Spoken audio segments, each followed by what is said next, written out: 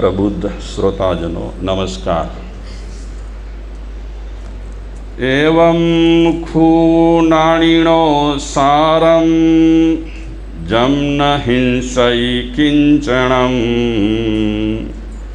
અહિંસા સમયમ ચેવ એયાવંતમ વિયાણિયા. આ સૂત્રની ગાથામાં પહેલા ચરણમાં કહે છે એવમ ખુ નાણીનો સારમ, જ્ઞાનીઓના જ્ઞાનનો સાર એટલો જ રહેલો છે. જ્ઞાનીઓના જ્ઞાનનો સાર એટલો જ રહેલો છે. જ્ઞાન તો સાગર જેવડો છે. સાગર જેવા જ્ઞાનનું અવગાહન કરવું એ તો બધા માટે શક્ય ન પણ હોય, પણ જેટલા જ્ઞાનીઓ થઈ ગયા એ જ્ઞાનીઓના જ્ઞાનનો સાર એટલો જ રહેલો છે. કેટલો રહેલો છે? જમ્ન હિંસૈ કિંચણમ, કોઈ પણ જીવની હિંસા ન કરો. કોઈ પણ જીવની હિંસા ન કરો એ જ્ઞાનીઓના જ્ઞાનનો સાર છે. અને જ્ઞાનીઓનો સિદ્ધાંત, સર્વશ્રેષ્ઠ સિદ્ધાંત જ્ઞાનીઓનો રહેલો છે અહિંસા. અહિંસા એ જ્ઞાનીઓનો સર્વશ્રેષ્ઠ સિદ્ધાંત રહેલો છે. અને જ્ઞાનીઓના જ્ઞાનનો સાર એટલો જ રહેલો છે, કોઈની પણ હિંસા ન કરો.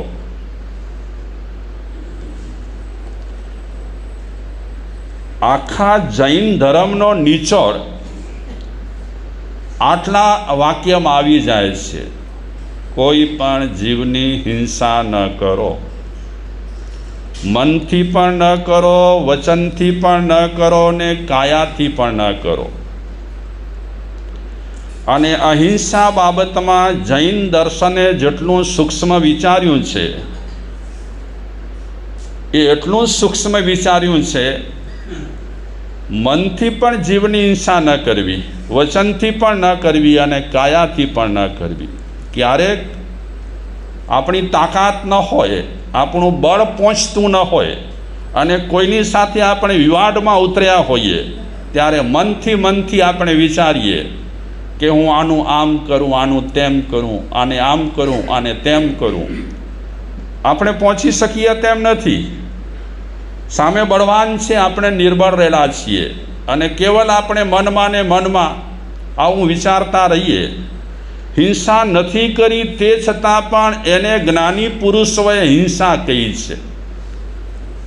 જેમ કાયાથી હિંસા થાય છે, વાણીથી હિંસા થાય છે, એમ મનથી પણ હિંસા થાય છે. જેટલા દાન બતાવ્યા છે એ બધા દાનોમાં સર્વશ્રેષ્ઠ દાન રહેલો હોય તો દાણાણ શીઠમ અભય પયાણમ. દાનોમાં સર્વશ્રેષ્ઠ દાન અભયદાન છે. ન અર્થદાનમ ન ચ અન્નદાનમ ન વસ્ત્રદાનમ ન ચ ભૂમિદાનમ સર્વે વદંતી મનુષ્યલોકે સર્વે વદંતી મનુષ્યલોકે સર્વેષુ દાનેષુ અભય પ્રદાનમ. સર્વદાનોમાં શ્રેષ્ઠ દાન રહેલું હોય તો અભયદાન રહેલું છે. અર્થદાનમ ન અર્થદાનમ, અર્થ એટલે પૈસો, પૈસાના દાનથી પણ અન્નદાન. ઘણા લોકો છે એ પૈસાના દાનમાં માને છે, તો ઘણા લોકો છે એ અન્નના દાનમાં માને છે, અન્નદાન. પણ પ્રસ્તુત શ્લોકમાં કહે છે કે અર્થદાન કરતાં પણ, અન્નદાન કરતાં પણ આપણે કોઈને અર્થનું દાન દઈએ, અર્થ એટલે પૈસાનું દાન દઈએ, તો ગેરંટી નથી કે એ પૈસાનો એ સદુપયોગ કરે જ. જેમ ઘણા લોકો કહે છે રક્તદાન આપવાથી, કોઈકને આપણે રક્તદાન આપીએ તો આપણા રક્તને કારણે એવું ખરાબ કામ કરે તો તે રીતે આપણે જે પૈસાનું દાન દઈએ છીએ, ગમે તેને દેતા હોઈએ, ચાહે જૈન હોય ચાહે અજૈન હોય, પણ એ પૈસાનું દાન લીધા પછી શું કરશે એ આપણે ગેરંટી સાથે કાંઈ પણ કહી શકતા નથી. શાયદ દારૂ પણ પી શકે છે, શાયદ એ બીજી પ્રવૃત્તિ પણ કરી શકે છે. તો અર્થદાન કરતાં, વસ્ત્રદાન કરતાં, અન્નદાન કરતાં, અન્નનું આપણે દાન કરીએ તો માણસના પેટમાં અન્ન કેટલું રહે, કેટલા ટાઈમ રહે? હા, એના અમુક મુદત રહેલી છે, અમુક સમય રહેલો છે કે અમુક સમય સુધી એના પેટમાં એ અનાજ રહે, પછી અનાજ ચાલ્યો જાય. તો એ અન્નનો દાન છે, શ્રેષ્ઠ દાન ખરો પણ ટકતો નથી. અર્થનો દાન પણ ટકતો નથી. એ રીતે વસ્ત્રદાનમ, આપણને ભાવના થઈ કે બિચારા ગરીબ લોકો રહેલા છે, એ વસ્ત્ર સરખા પહેરતા નથી, તો આપણે મોટા દિવસોમાં એમને વસ્ત્ર આપીએ. તો ઘણા લોકો વસ્ત્રનું પણ દાન દે છે. એ દાન છે, સારો દાન છે, પણ એ વસ્ત્ર પણ કેટલા દિવસ સુધી ટકે? 5 મહિના, 8 મહિના, મહિનો, વરસ. પછી એ વસ્ત્ર પણ શું થઈ જાય?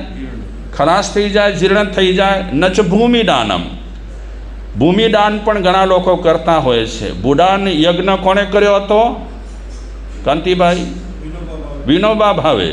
એ ભૂદાન ઘણાની જમીન ઘણાને લોકોને જરૂર હતી, એમને આપી, તો એ ભૂદાન તરીકે પ્રસિદ્ધ થઈ ગયા વિનોબા ભાવે. એ ભૂમિનું દાન પણ ઘણા લોકો દેતા હોય છે. એ પણ દાન છે, સારું દાન છે. સર્વે વદંતી મનુષ્ય લોકે, પણ આ મનુષ્ય લોકમાં બધા એમ કહે છે સર્વેષુ દાનેષુ અભય પ્રદાનમ, પણ સર્વ દાનોમાં અતિ શ્રેષ્ઠ દાન રહેલો હોય, સર્વશ્રેષ્ઠ દાન રહેલો હોય તો કયો છે? અભયદાન. એક જીવને આપણે બચાવીએ કેવો લાભ થાય છે. એક જીવને આપણે જીવતદાન આપીએ એને પણ લાભ, આપણને પણ લાભ. તો અર્થદાન, અન્નદાન, વસ્ત્રદાન, ભૂમિદાન એ બધા દાનો ખરા, પણ એ બધા દાનોમાં જો ટપી જતો દાન હોય, અતિ ઉચ્ચ કક્ષાનો જો દાન હોય તો અભયદાન રહેલો છે. એક નાનકડી ઘટના રહેલી છે. એક જીવને જીવતદાન આપવાથી કેવા કેવા ફાયદા થાય છે, કદાચ તમે સાંભળી હોય તો પણ મને યાદ નથી, પણ મેં કહી છે કે નથી કહી તમારી પાસે વાર્તા, મને પોતાને યાદ નથી. તો તે છતાં પણ કદાચ પુનરાવર્તન થશે તો એ વાર્તાને હું કટ કરી નાખીશ. વાર્તા એવી રહેલી છે કે એક વખતે કૃષ્ણ અને અર્જુન ફરવા માટે નીકળ્યા, ભ્રમણ માટે નીકળ્યા. સાંભળી છે વાર્તા? નથી સાંભળી? તો ભ્રમણ માટે નીકળ્યા પછી કોઈ ગામમાં ફરી રહ્યા છે, શેરીએ શેરીએ ફરી રહ્યા છે. તો શેરીએ શેરીએ ફરતા ફરતા અર્જુનની નજર એક દરિદ્ર માણસ પર પડી. ફાટેલા તૂટેલા કપડાં રહેલા હતા, એના હાથમાં તૂટેલો ફૂટેલો કમંડલ હતો. તો અર્જુન શ્રી કૃષ્ણને કહે છે કે આ બિચારો ગરીબ છે, દરિદ્ર છે, એના કપડાં પણ શાખ પૂરી રહ્યા છે, એના હાથમાં જે કમંડલ છે એ પણ કહી રહ્યો છે, ગરીબાઈની ચાળી ખાઈ રહ્યો છે. તો એને કાંઈક આપણે આપીએ, બિચારાની દરિદ્રતા ટળી જાય. શ્રી કૃષ્ણ અર્જુનને કહે છે કે તને ભાવના થતી હોય તો એને તું કાંઈ આપી શકે છે. તો અર્જુન કહે છે કે મારી પાસે સોનામોરની એક પોટલી છે, હું આપી દઉં એને? કૃષ્ણ કહે હા આપી દો, સારું છે, તમને ઊંચી ભાવના થઈ છે એની દરિદ્રતા ટાળવા માટે. તો સોનાની એક પોટલી હતી, એમાં બધી સોનામોરો રાખેલી હશે, એ પોટલી થઈ. સાંભળી છે? હા, એમાં શું વાત આવે છે? હા, ખ્યાલ છે? પહેલી પોટલી લૂંટારાઓએ લૂંટી લીધી, બરાબર? પછી શું થયું? પછી શું આપ્યું? બીજી વખત પણ અર્જુન એ કૃષ્ણ પેલા દરિદ્રને જોઈ કરી અને કૃષ્ણને કીધું કે પહેલાં આપણે એને સોનામોરની પોટલી આપી હતી, તે છતાં પણ એ ભીખ માંગવા માટે નીકળ્યો છે અને દરિદ્રતા એની એ ઊભેલી છે. તો હજી પણ આપણે એને મદદ કરીએ. કૃષ્ણ કે કરો. એટલે એક સરસ મજાનો મોતી અર્જુને પેલા દરિદ્રને આપ્યો. પછી શું થયું? હા, એ મોતી પેલો દરિદ્ર માણસ છુપાવીને ઘરે લઈ આવ્યો અને પોતાના ઘરમાં એક જૂનો માટલો હતો એમાં રાખી દીધો. પત્નીને વાત ન કરી કે આ માટલામાં મેં મોતી રાખ્યો છે. આ બધું પતી ગયું. બીજા દિવસે સવારના પોરમાં એની પત્ની પાણી ભરવા માટે ગઈ. એમાં પાણી ભરી કરી અને પાછી આવતી હતી તો શું થયું? આવી ગઈ યાદ તમને વાર્તા. માટલું ફૂટી ગયું. માટલું ફૂટ્યા પછી પેલી બેચારી બાઈ ઘરે આવી. એને યાદ હતું કે મારા ઘરમાં એક જૂનું પુરાણું માટલું છે. એટલે સવારના પોરમાં પતિદેવ સૂતેલા હતા નિશ્ચિંત થઈને, અને એ પેલું જૂનું માટલું ઉપાડ્યું જેમાં શું છુપાવ્યું હતું? મોતી. એ જૂનું માટલું લઈ કરી અને પેલી બ્રાહ્મણી પાણી ભરવા ગઈ. નદી કિનારે આવી, માટલું સાફ કર્યું, બરાબર સાફ કરી અને માટલાને ઊંધો કર્યો એટલે પેલો મોતી પાણીના પ્રવાહમાં તણાઈ ગયો. ન એની પાસે સોનાની પોટલી રહી, ન મોતી રહ્યો.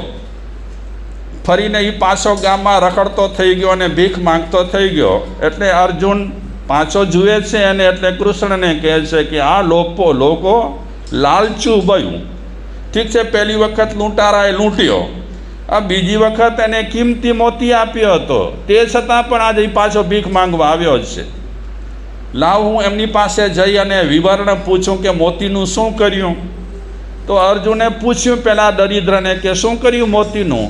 તો દરિદ્રે વાત કરી કે અમારા નસીબમાં મોતી હોય તો આવી રીતે ભીખ શું કામ માંગીએ, એ ગયું મોતી.